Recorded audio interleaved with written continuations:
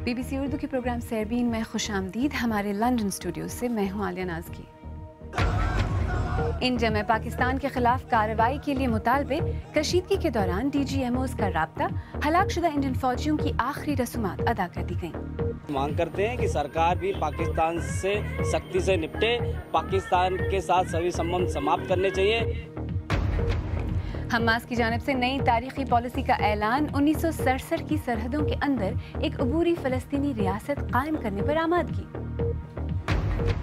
और एक बहुत पुराना खेल जिसमें बैट भी है, बॉल भी, विकेट भी और रन्स भी, मगर ये खेल क्रिकेट नहीं।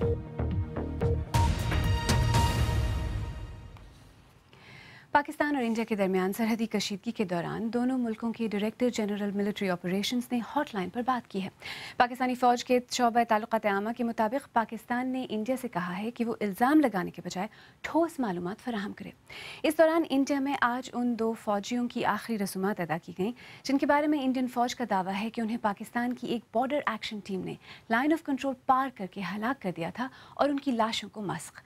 दिल्ली से सुहेल हलीम।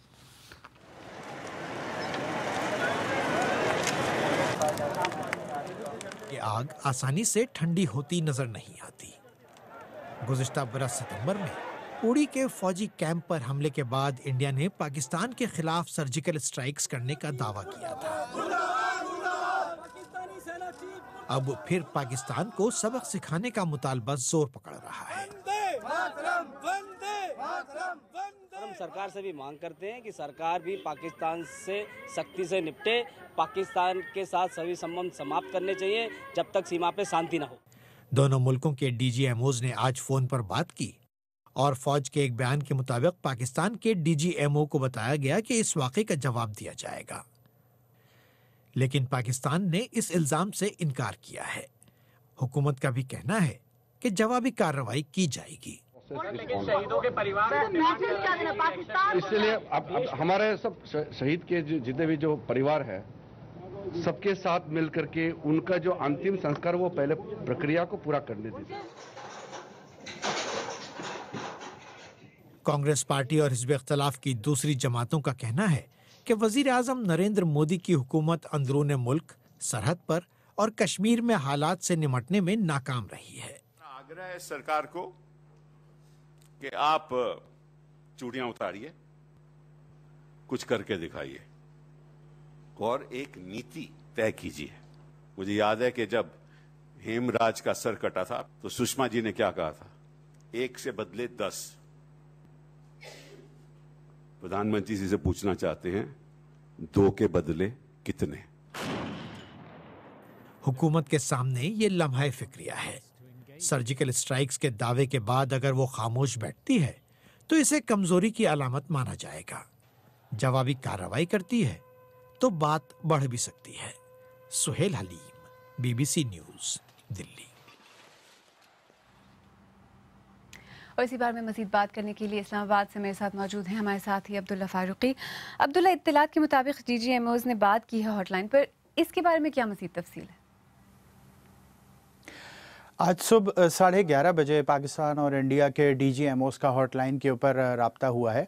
इस राब्ते के दौरान पाकिस्तानी DGMO ने अपने इंडियन हम मनसब को एक तो इस बात से इनकार किया कि पाकिस्तानी दस्तों ने सरहद यानी लाइन ऑफ कंट्रोल क्रॉस की है और इंडिया की जानिब जाके इंडिया के 2 फ़ौजियों की लाशें उनको मस्क किया है। दूसरी चीज़ उन्होंने कहा कि अगर आपके पास कोई ठोस शवाहिद हैं इस इल्ज़ाम के जो लगा रहे हैं तो वो पाकिस्तान को फ़राहम किए जाएँ ताकि पाकिस्तान उस पर कार्रवाई करे। और इसके अलावा ये भी कहा गया कि जब तहकीकात की जाएँ तो अपनी सफ़ों में यानी इंडियन DGMO से कहा गया कि वो अपनी सफ़ों में भी तहकीकात का दायरा वसी करें। इंडियन DGMO ने पाकिस्तान से ये कहा कि जो बैट है यानी बॉर्डर एक्शन टीम, इसके मराकज़ कायम हैं सरहद के साथ और वो कार्रवाइयाँ करती रहती है। अच्छा, आपने बॉर्डर एक्शन टीम का जिक्र किया, इंडिया ने इल्ज़ाम लगाया है कि बॉर्डर एक्शन टीम ने ये कार्रवाई की है, तो इसके बारे में क्या तफसील है? हम क्या जानते हैं, क्या ऐसा कोई यूनिट है पाकिस्तान में? बॉर्डर एक्शन टीम की इस्तेलाह भी इंडियन साइड से ही यूज़ हुई जब उन्होंने कल ये इल्ज़ाम लगाया कि पाकिस्तान की बैट ने सरहद क्रॉस करके उसके 2 फ़ौजियों को कत्ल किया और उनकी लाशें मस्क की। पाकिस्तान के शोबा ताल्लुकात आमा ने इससे इनकार किया। ये इससे पहले भी भारत बैट की इस्तेलाह यूज़ करता रहा है जब कोई सरहद के आर पार कोई ऐसी झड़पें होती हैं, लेकिन हमारी हाजिर सर्विस और चंद रिटायर फ़ौजी अफसरान से जब बात हुई तो उन्होंने बैट की मौजूदगी से लाइल्मी का ही इजहार किया। इन फ़ौजी अफसरान में से बाज़ ऐसे भी थे जो उस सेक्टर में, रावलाकोट और पूंछ सेक्टर में ब्रिगेड भी कमांड कर चुके थे। तो ये अगर देखा जाए कि ये बैट है या नहीं है, तो आम फ़ौजी अफसरान को तो इस बारे में इल्म नहीं है, लेकिन गुज़िश्ता रात जो फ़ौज के शोबे ताल्लुकात आमा का जो बयान था उसमें भी इसकी तरदीद नहीं की गई कि पाकिस्तान में बैट नामी कोई टीम मौजूद नहीं है। अच्छा अब्दुल्ला, इंडिया में इस मामले पर काफ़ी सख्त रद्द-ए-अमल सामने आया है, पाकिस्तान के खिलाफ कार्रवाई की बातें हो रही हैं। पाकिस्तान में किस तरह का रद्द-ए-अमल सामने आया है?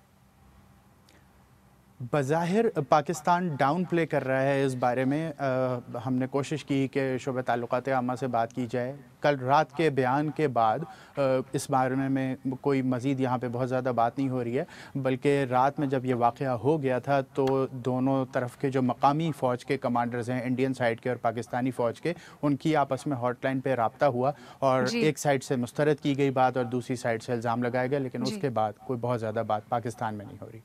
इस्लामाबाद से अब्दुल्ला फारूकी, हमसे बात करने का बहुत शुक्रिया।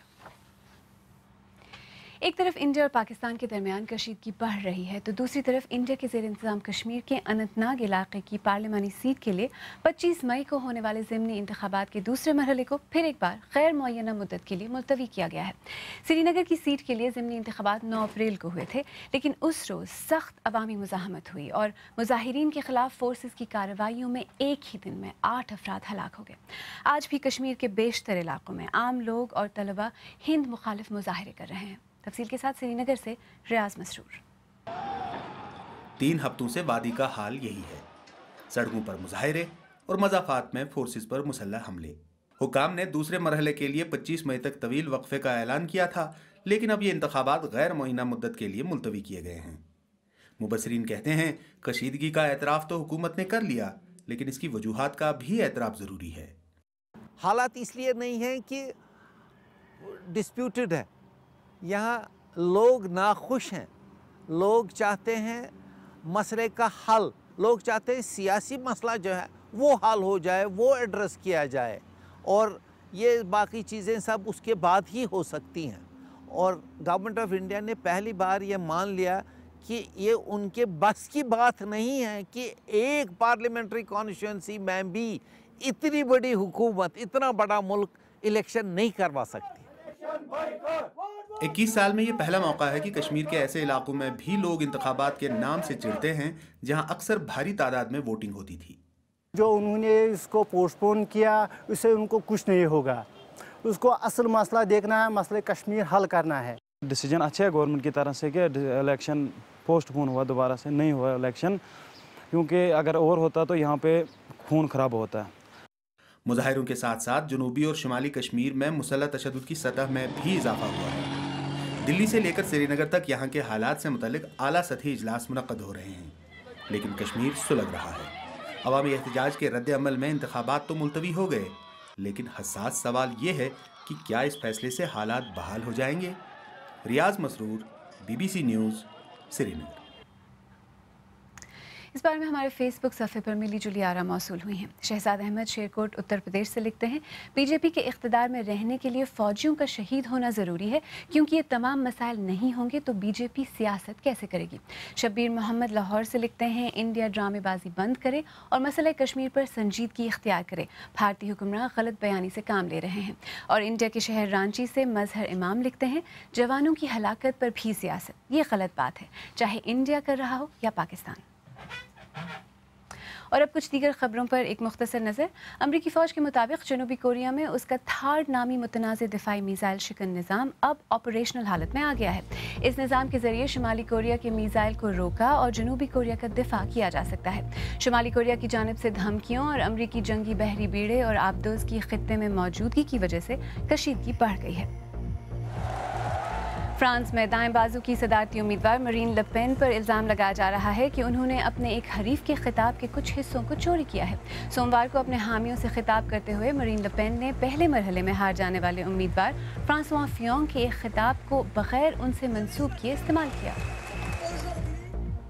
जर्मन चांसलर एंगेला मर्केल रूसी सदर व्लादिमीर पुतिन के साथ मुज़ाकरात के लिए सूची पहुंची हैं। 2 साल के अरसे में एंगेला मर्केल का रूस का यह पहला दौरा है। दोनों ममालिक के शाम और यूक्रेन के तनाज़े की वजह से ताल्लुकात ख़राब रहे हैं। और चीन में माहिरीन नबातात ने चाय के पौधे का जीनोम या जीनियाती नक्शा मालूम कर लिया है। साइंसदानों का कहना है कि इस तहकीक से चाय का जायका बेहतर करने में मदद मिलेगी। चाय के पौधे में DNA के 3 अरब जोड़े पाए जाते हैं। BBC उर्दू के प्रोग्राम सरबीन में आगे चलकर देखिएगा, हमास की जानिब से 1967 से कबल की सरहदों के मुताबिक एक अबूरी फ़लस्तीनी रियासत के क़याम पर रजामंदी। और देखेंगे क्रिकेट से मिलता जुलता एक खेल जो पिछले 500 साल से खेला जा रहा है।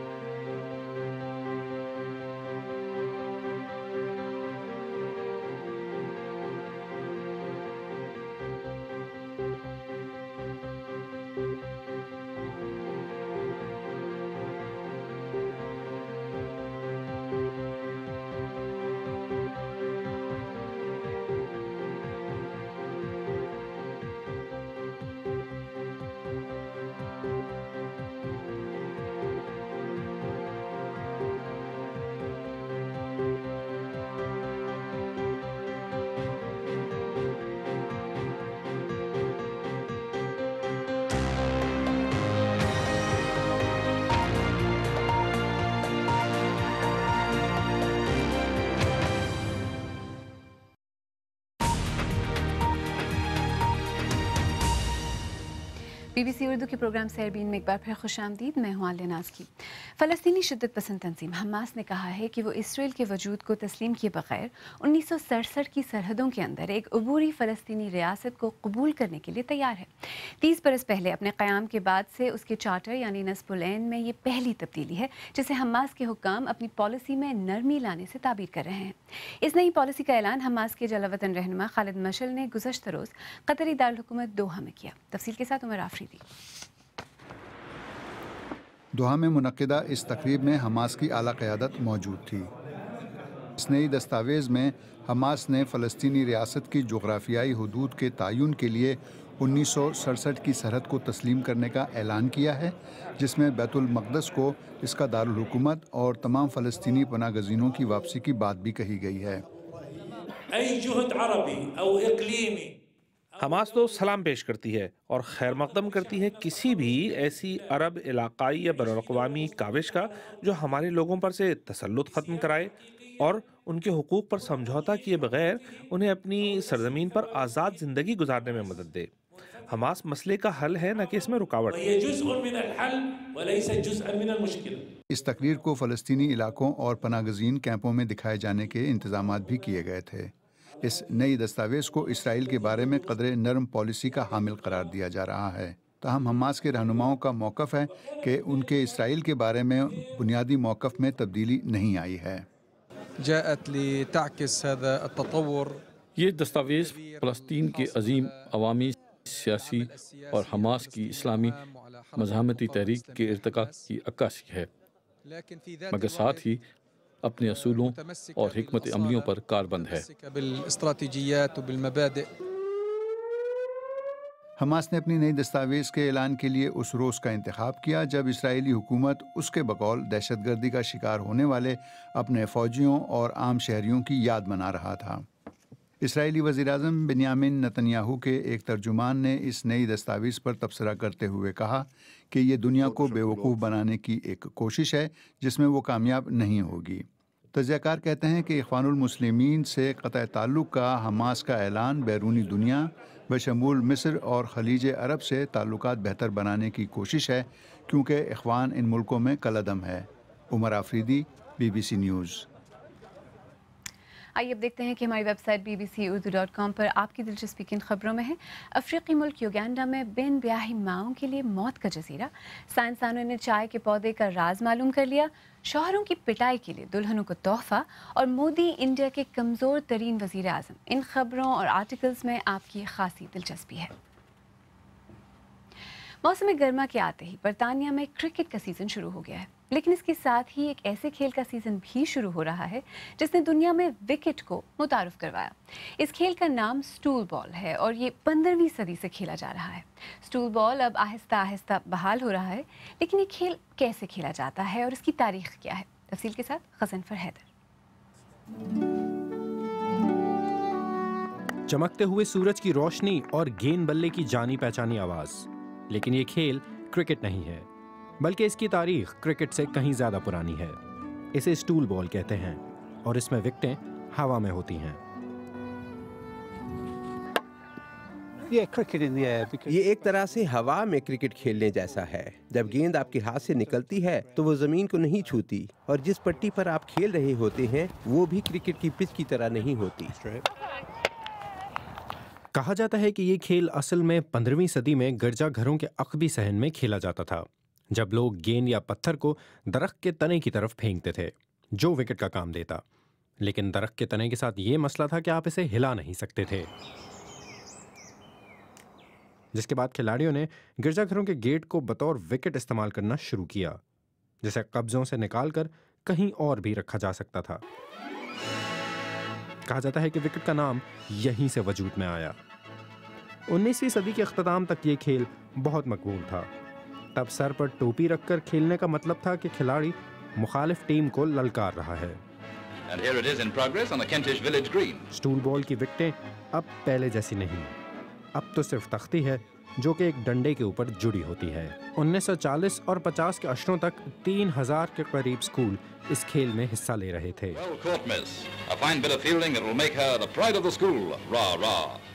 Good luck, Shirley. शर्ली ने तब स्टूल बॉल खेलना शुरू किया था और अब 80 साल की उम्र में भी वो ये खेल खेलती हैं। स्टूल बॉल का नया सीजन इंग्लैंड के जनूब और वस्ती इलाकों में शुरू हो रहा है। मुझे ये खेल खेलकर बहुत मजा आता है। यहाँ इतने सारे गेंद बल्ले हैं और आपको गेंद पकड़नी भी पड़ती है। ये एक जबरदस्त खेल है। स्टूल बॉल का शुमार इंग्लैंड के कदीम तरीन खेलों में होता है और अब इसे आहिस्ता आहिस्ता दोबारा बहाल किया जा रहा है। क्रिकेट से मिलता जुलता स्टूल बॉल। आखिर में आपको याद दिलाते चलें कि आज सहरबीन का अहम मौजू था पाकिस्तान और इंडिया के दरमियान सरहदी कशीदगी। इंडिया में आज उन 2 फौजियों की आखिरी रसूमात अदा की गई जिनके बारे में इंडियन फौज का दावा है कि उन्हें पाकिस्तान की एक बॉर्डर एक्शन टीम ने लाइन ऑफ कंट्रोल पार करके हलाक और उनकी लाशों को मस्ख किया था। दोनों मुल्कों के डायरेक्टर जनरल मिलिट्री ऑपरेशंस ने हॉटलाइन पर बात की है। पाकिस्तानी फौज के शोबा ताल्लुकात आमा के मुताबिक पाकिस्तान ने इंडिया से कहा है कि वो इल्ज़ाम लगाने के बजाय ठोस मालूमात फराहम करे। अगर आप चाहें तो मुझसे और हमारी टीम के दीगर साथियों से ट्विटर पर भी रब्ता कर सकते हैं। मेरा ट्विटर हैंडल है @आलियानाज़की। इसके साथ ही सहरबीन इख्तिताम को पहुंचा। प्रोग्राम में पेश होने वाले मौज़ूआत पर अगर आप अपने ख्यालात का इजहार करना चाहें तो फेसबुक पर हमारा सफ़ा हाजिर है। आप हमारे ट्विटर हैंडल @BBC उर्दू के ज़रिए भी हमसे रब्ता कर सकते हैं। कल फिर हाजिर होंगे। तब तक ताज़ा तरीन ख़बरों, तज्ज़ियों, तबसरों, तस्वीर और वीडियोज़ के लिए हमारी वेबसाइट bbcurdu.com देखते रहिए। आलियानाज़की को अब इजाज़त दीजिए।